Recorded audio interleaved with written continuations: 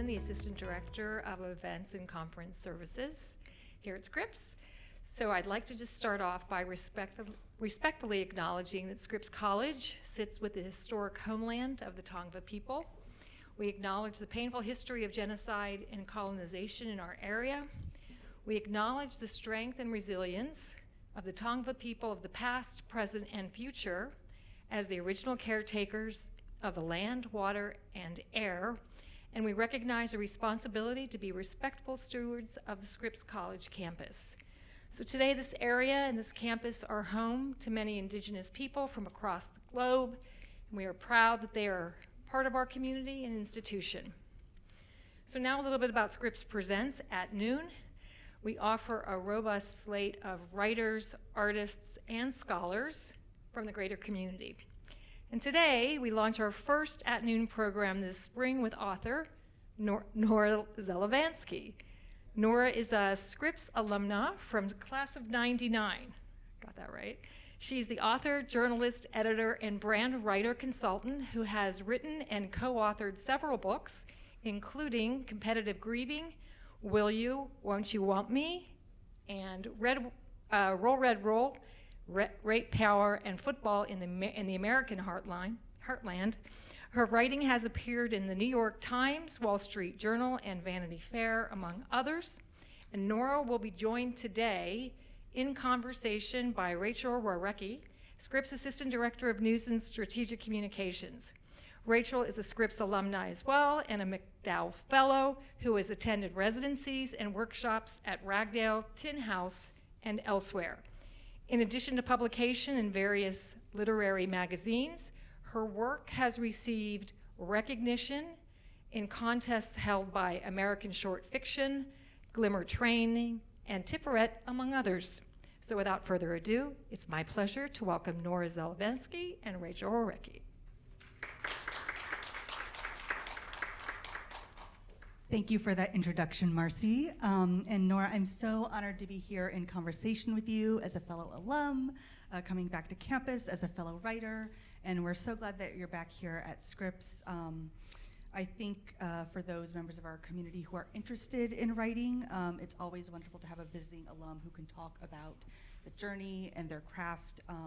But before we move on to those topics and get onto our conversation, it would be wonderful if you could read for us from one of your books.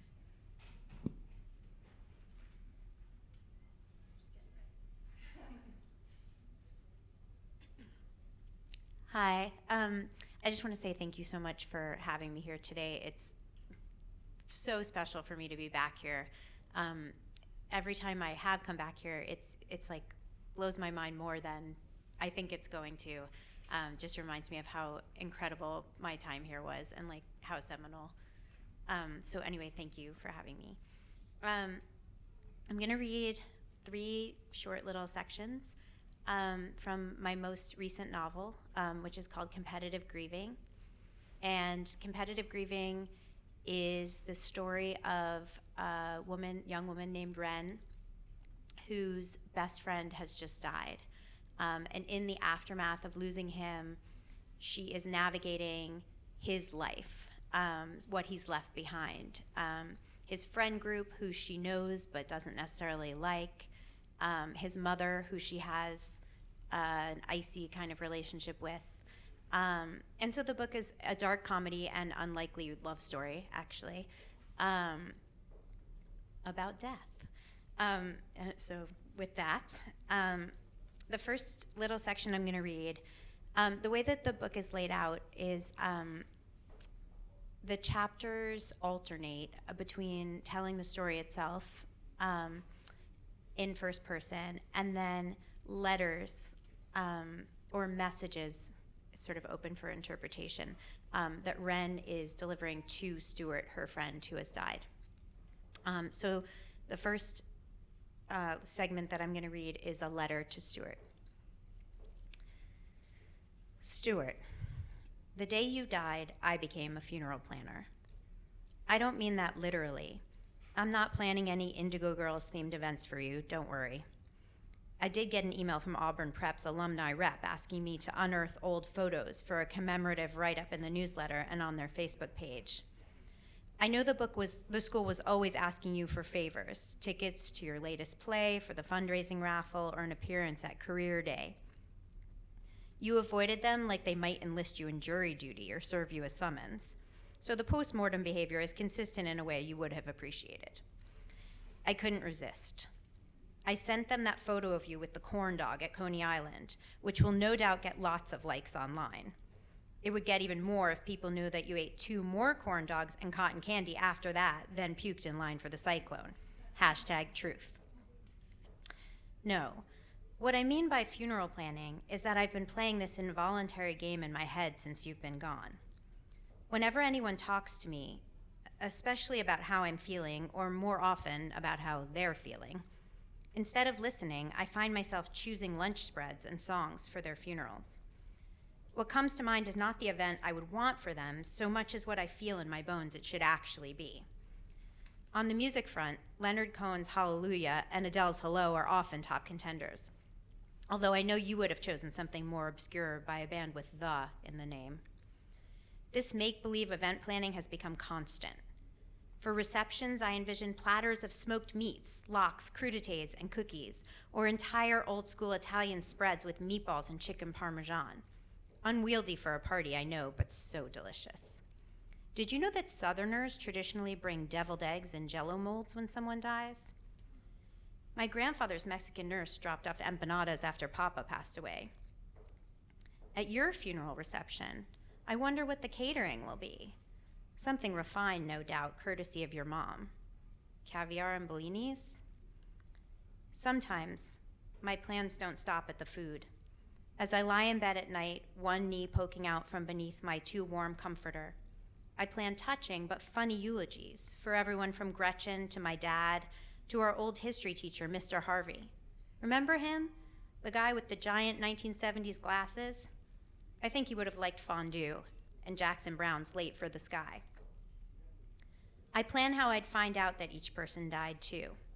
A call, a text, a wildly inappropriate Snapchat, a premature social media post, from a mutual friend, from a family member, from an apologetic police officer showing up at my door. I plan my reactions, my shock, my dismay, my aftermath. I plan. I plan. I plan for things one cannot plan, like losing you. So that's section number 1. Then the book is kind of, as I said, a dark comedy, so there's sort of light and dark spaces within it. So I'm trying to give little snippets without giving away too much of the plot. Ren, the main character, has been charged with going through Stuart's things in his apartment, and she has been coupled with his lawyer, George, to do this. And she hates him, and he hates her. But she hates Stuart's group of friends, who she calls the vultures, more. And so she and George are going to, in this scene, she and George are going to Stuart's apartment for the first time since he died to go through his things. And they've planned to go there in advance a few hours per his mother, Helen's request, to set things aside so that then the other friends can come and see if there are things that they want. And also there's going to be a memorial for him, and so they're setting things aside to feature at the memorial. So now they've just walked into the apartment building and are interacting with the doorman. My mind was so deep in the past that I was barely cognizant as George and I boarded the elevator. The door was about to close when the doorman pressed the button to reopen it. It snapped back like a hungry hippo. "Hey, please let me know if you need anything, supplies or like a dolly or anything to help move things. I told the lady who went up there before you, but I wanted to make sure to tell you too. I'm here if you need a hand." Neither George nor I managed to speak before the doors closed with an accordion sigh. We stared at each other. Who was he talking about? George frowned. "I guess Helen came by this morning?" "I thought the whole point was that she didn't want to have to deal with this." "I know, but she must have changed her mind." "Or maybe it's his sister, Kate?" I hoped that might be the case, both because I felt more comfortable with Stuart's sister and because I felt weird about the fact that she wasn't participating. Wasn't this the family's purview? I planned on emailing her for approval on any items we chose for the tribute. Indeed, the police tape on the door had already been cut. Police tape on Stuart's door. Stuart. Gone. I felt sick to my stomach. I readied myself for an onslaught of emotion and for the remnants of anything gruesome. If there was one thing I did understand about death, having watched my grandfather leave this planet, it's that it's not pretty. I had a plan. I would walk in. I would stand in the middle of Stuart's space, preserved from the night he died. I would breathe in reality, breathe out grief. I would absorb what had happened as fact. I would stop feeling shocked. I would finally believe that he was gone. I would feel him in the silence of the place.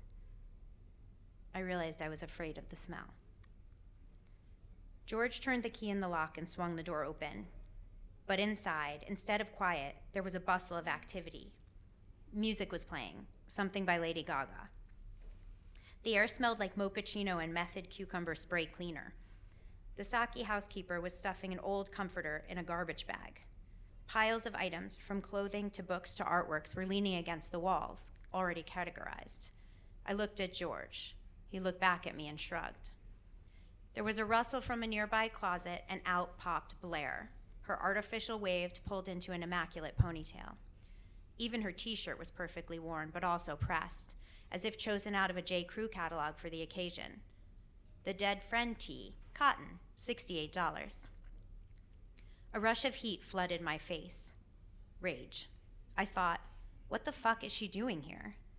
But I knew. Of course I knew. She wasn't going to take no for an answer. She would run this show regardless of Helen's wishes. Oh, she said, you're finally here. Like we were late. She grinned at us. She actually grinned and put her hands on her hips like she was supposed to be there.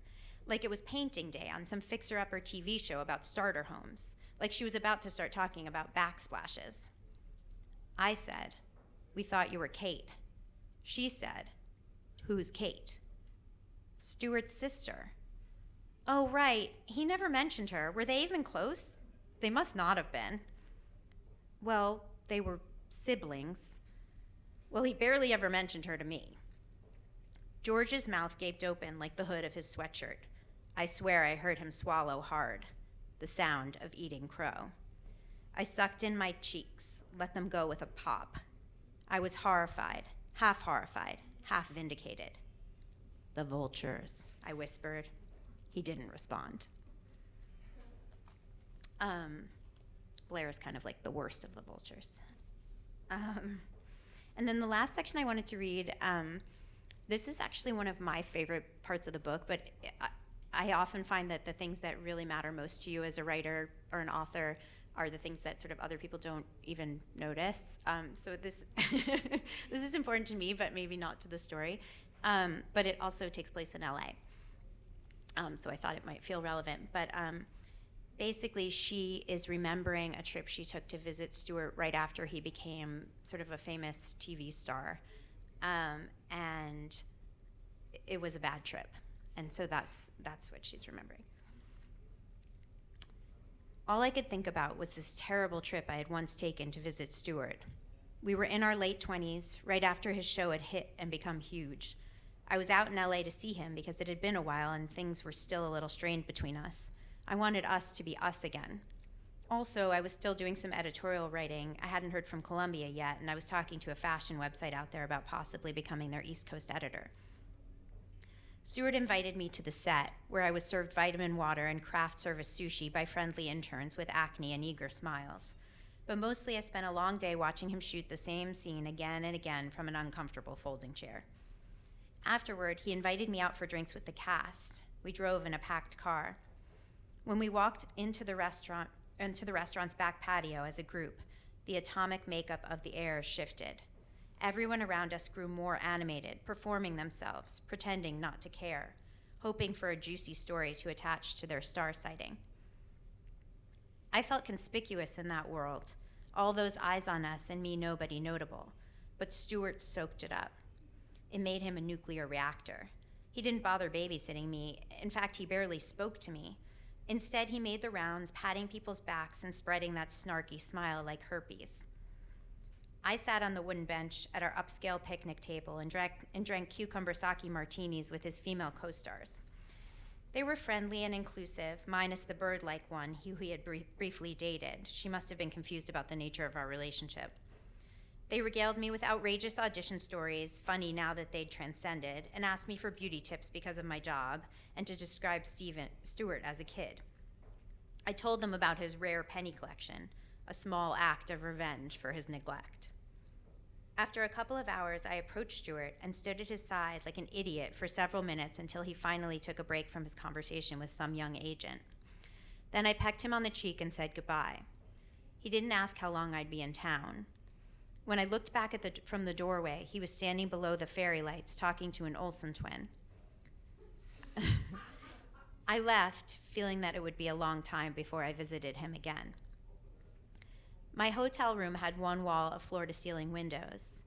Later, I stood before them in a thin gray tank top and underwear, goosebumps raised on my skin, knowing I could be seen, but no one was looking.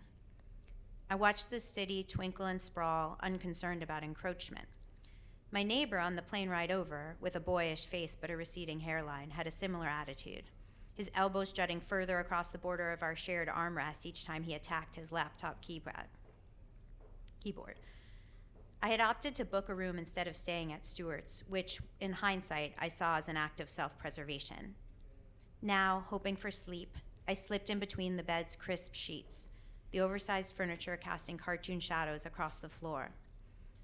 All around me, it seemed, the city vibrated like bass from cruising cars on Sunset Boulevard, and reminded me that I had retreated, no real place to go.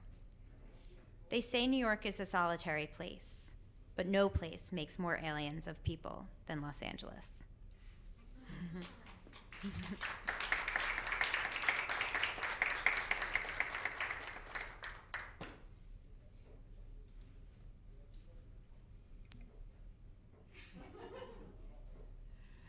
Thank you for that. And now we'll get on to the conversation.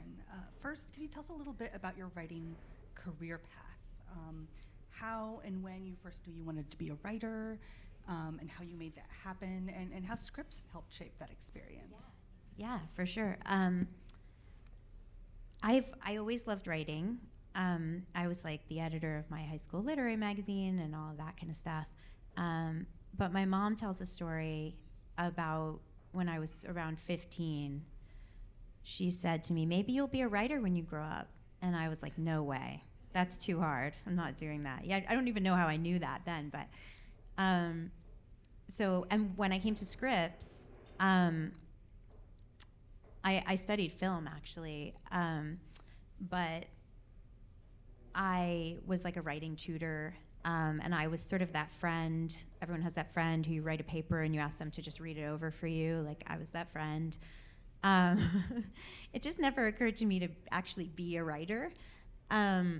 And I worked in film after graduation for a while, and in politics for a bit.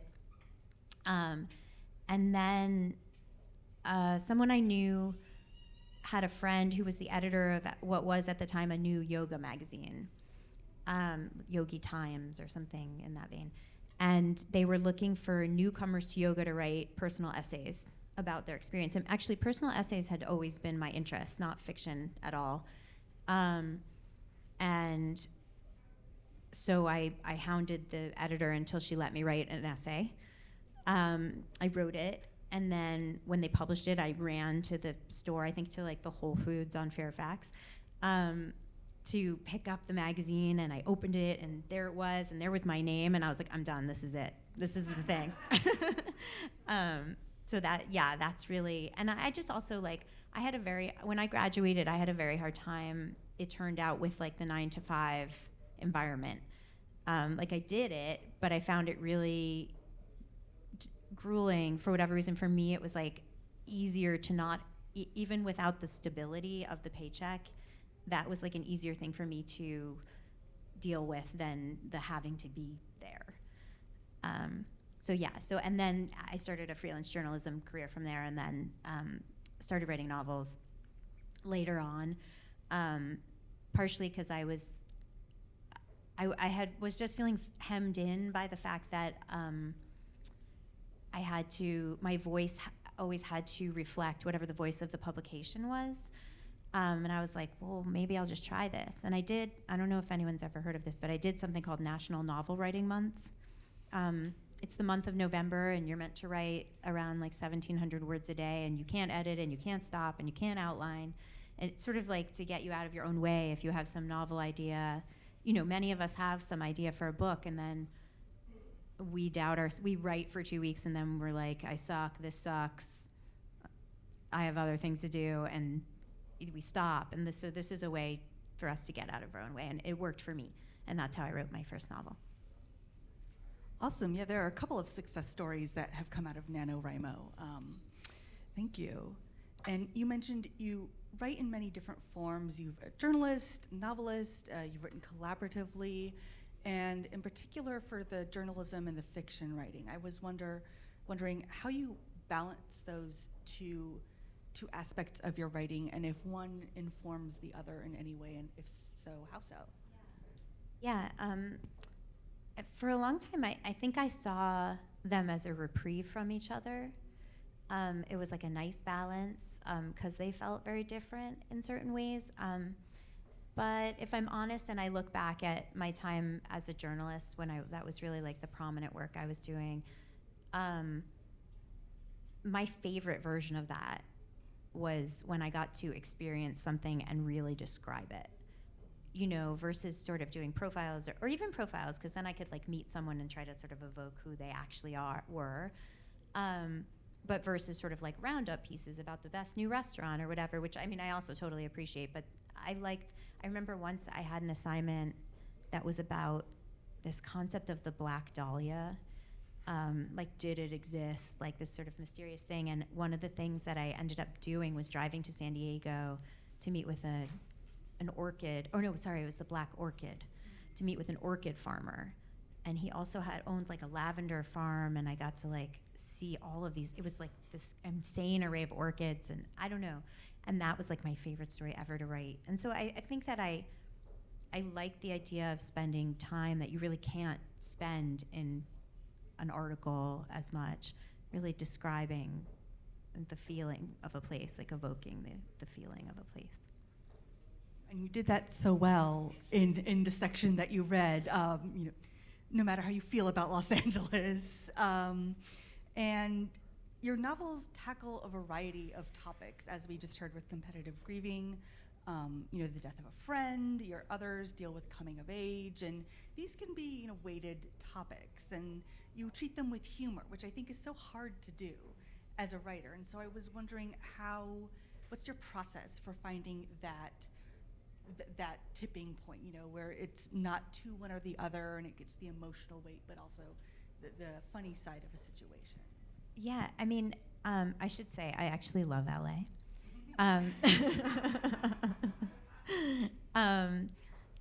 But actually, that I would say that scene sort of came from a visit where I felt like I was like back after having lived here and moved away, and I was just feeling really like alienated. Yeah, but I'm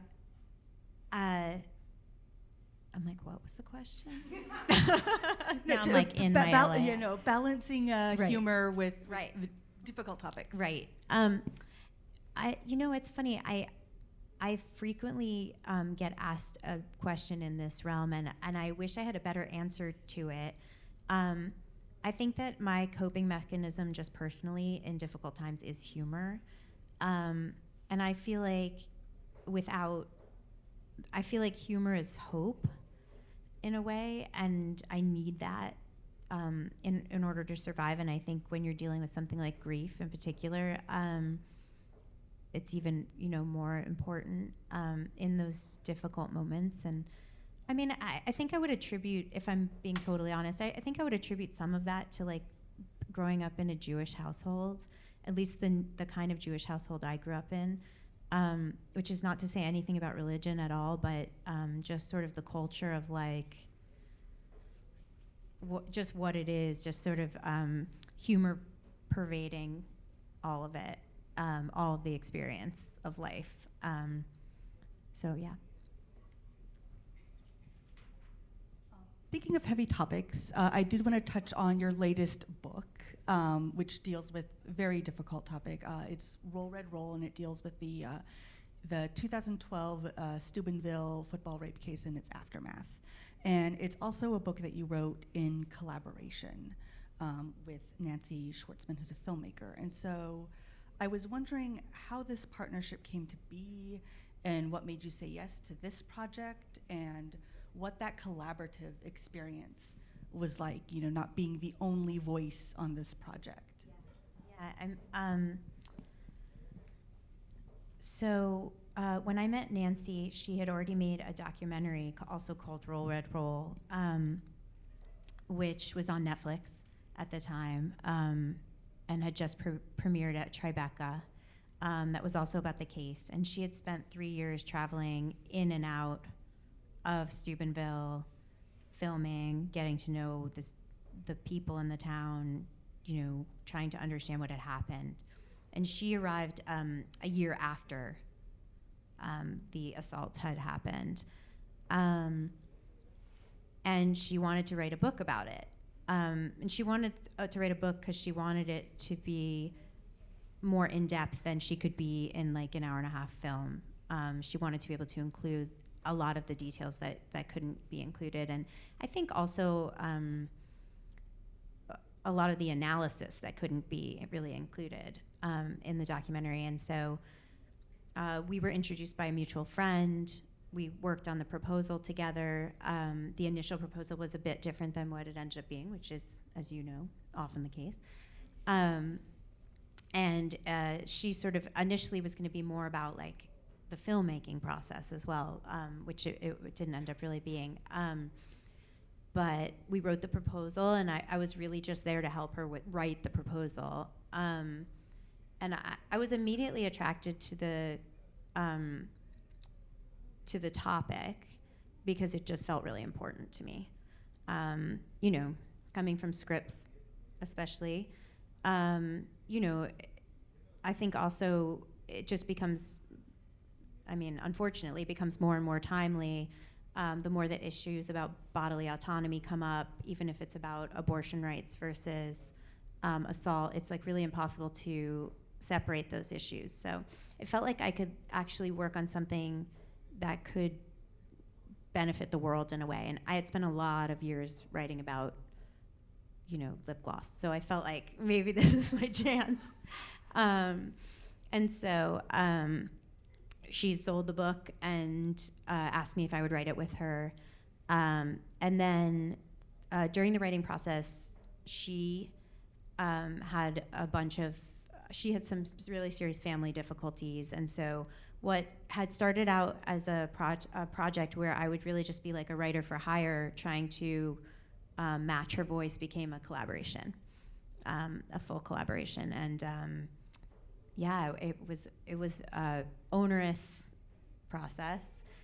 We signed the contract in March 2020. Yeah, so my whole COVID experience was steeped in sexual assault. And it was supposed to take a year, and it took 2. And I'm fond of just telling people that I was working on it so much that I started pulling my kids like into the living room and saying things like, "Who's allowed to touch your body? And if somebody tries to touch your body, what do you do?" And to the point where the last time I did it, my daughter was like, "Oh, this again?" Like, I was like, sorry. But it was very on top of mind. Yeah, and then ultimately, it was just a really satisfying thing to have been able to work on. And I'm so glad it's out in the world because I think it's part of a really important conversation. And you talked about the proposal process, and I know that's different from fiction, but the proposal process for a book is also very different from the pitching process for journalism. And so I was wondering, for these pieces that you've written for the Times and HuffPo and WAPO, all these different big name publications, are these pieces you've pitched? Are they on assignment? I'm assuming it's some type of combination. And for those you've pitched, what attracts you to an idea to say, I think this needs to be a story? And then how do you successfully get an editor's buy-in for that? That's a really good question. I would say most of the time, the features I've written I've pitched more often than not, just because I've spent so many years being freelance. Whereas I think if I was on staff, maybe I would be handed assignments more often. Except in the case of the travel writing I do, in which case I'm often handed a travel assignment, and I'm like, yes, thank you, I will do that.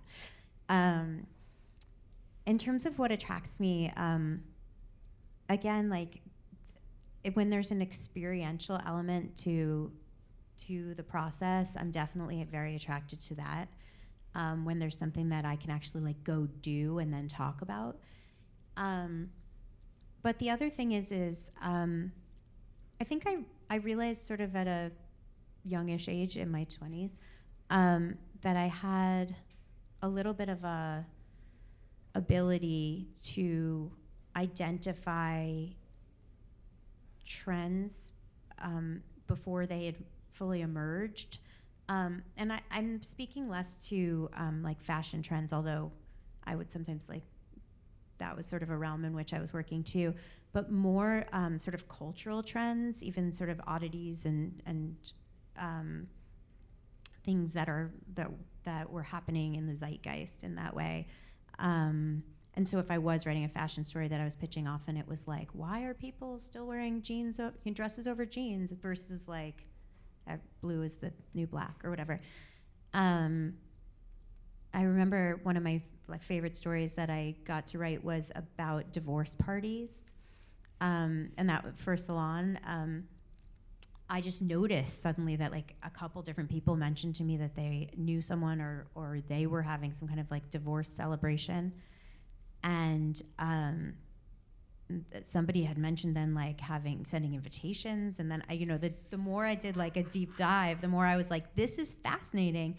And again, when there's like a humor element to it, like bring it on, and like even more.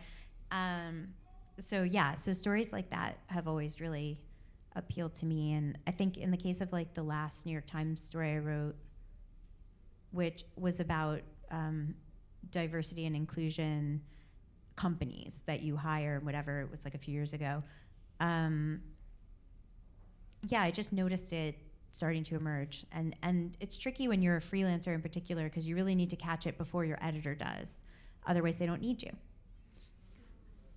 So that's sort of key to being freelance in that way. Knowing something's opening before they do, like that kind of thing. I know some writers don't like to divulge too much about manuscripts in progress, but I also know from speaking with you before the event started that you are very willing to do so. And so I was wondering if you could tell us what you're working on currently. So in the last few years, I've spent a lot of time, I've been doing a little bit less journalism and been working a bit more on what they call book collaboration, but which is often ghostwriting, basically, or coming in and editing. And I've started to do a lot of work around. I've become kind of like a book doctor a little bit. Like if there's a book that's in danger of getting canceled because it's just not coming together, they'll bring me in and I'll try to fix it. And so, and as I said, the Roll Red Roll project lasted longer than anticipated, and so I really spent the years of the pandemic like just in this nonfiction book hole kind of, and I really hadn't been writing a lot of fiction, and I started to feel like, well, that's it. I'm washed up. And so, which happens periodically. I mean, I'm not somebody who ever thought of like writer's block as a real thing. But a mental block is definitely a real thing, and if you're a writer, then it's writer's block. I had really been feeling frustrated, which you might understand. Then things got slower this fall, and thankfully I got like some mental space, and I was able to come back to writing fiction, and it came back, and I'm really excited. I'm working on a book that's a little bit like lighter. It's right now it's called Pickup, and it's like a sort of a rom-com around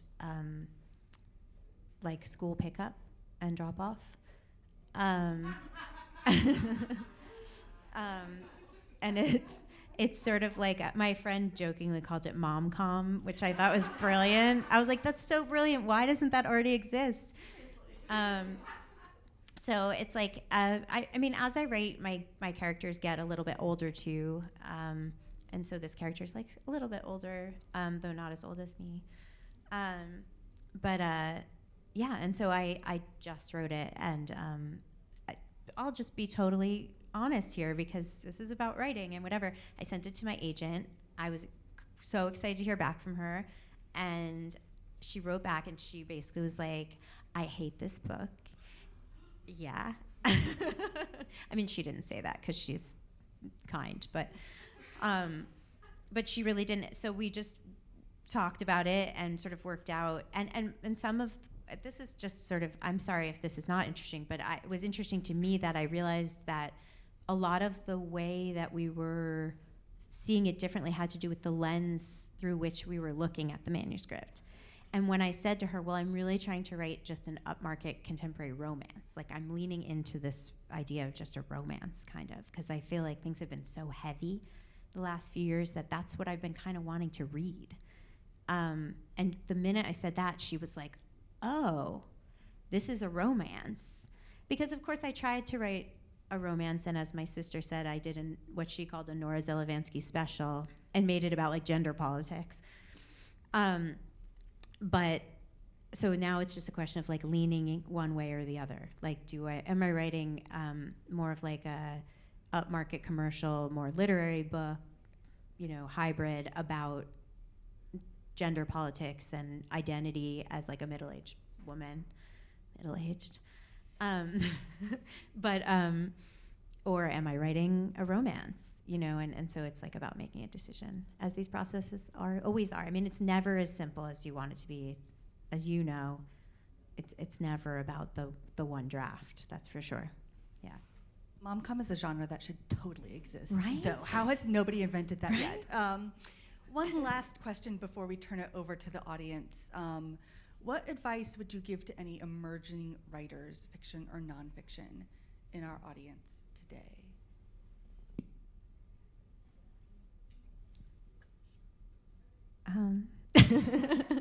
No, I mean, I think the most important piece of advice always, if you want to be a writer and you're going to be a writer, whether it's your day job or your side hustle or whatever it is to just keep writing. It's really easy to stop, and it is a muscle that like atrophies if you stop. I just think that it's not that I think your writing gets worse. It's that I think that the blank page gets scarier as each day passes.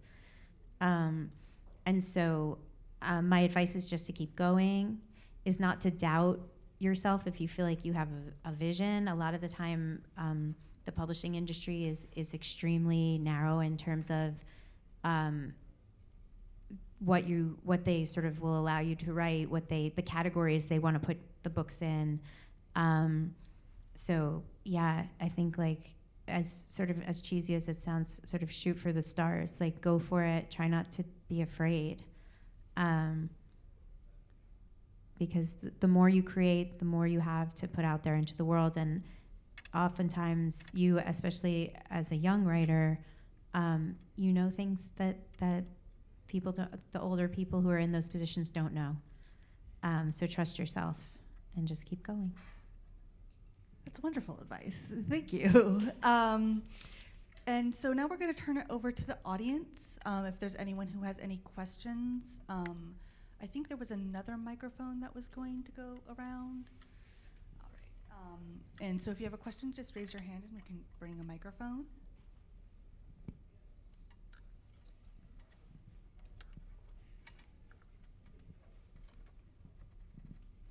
Hi, Nora. So, Hi. question.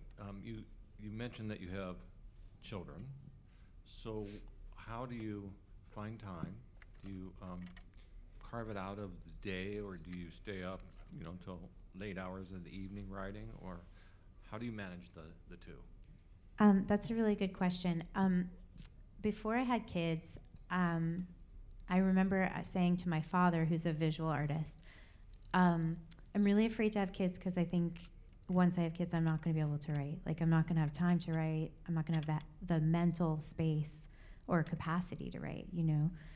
And he said, it's not until you have kids that you realize how much you can achieve in a short period of time. And I think that proved completely true.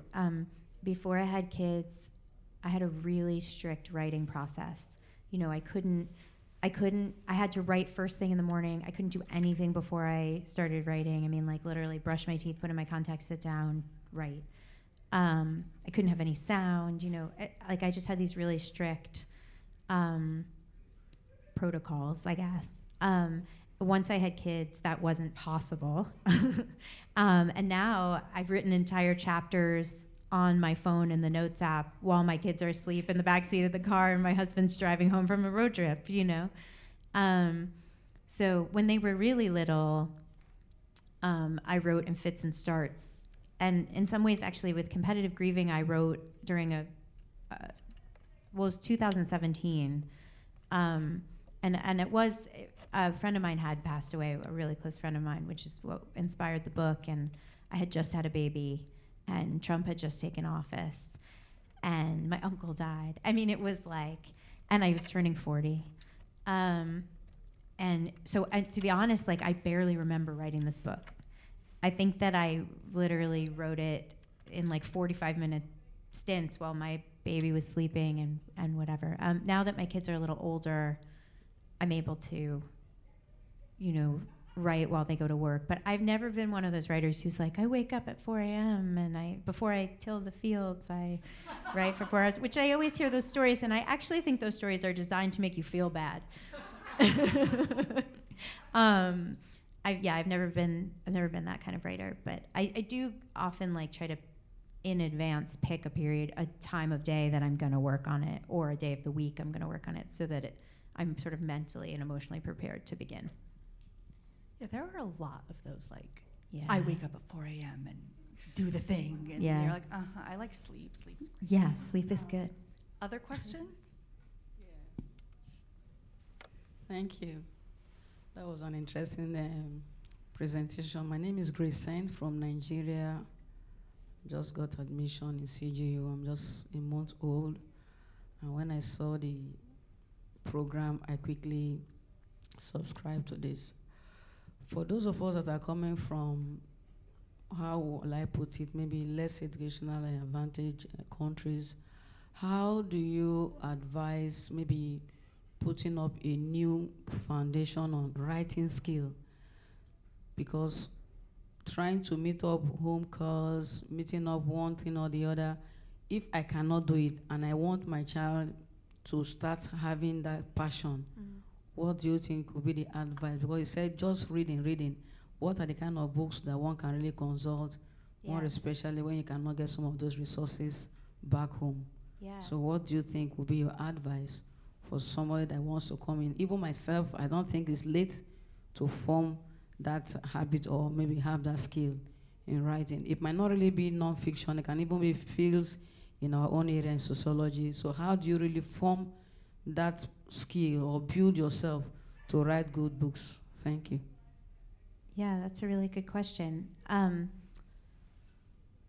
mean, I agree with, I mean, I do think reading is one of the major fundamental things that inspires you to want to write.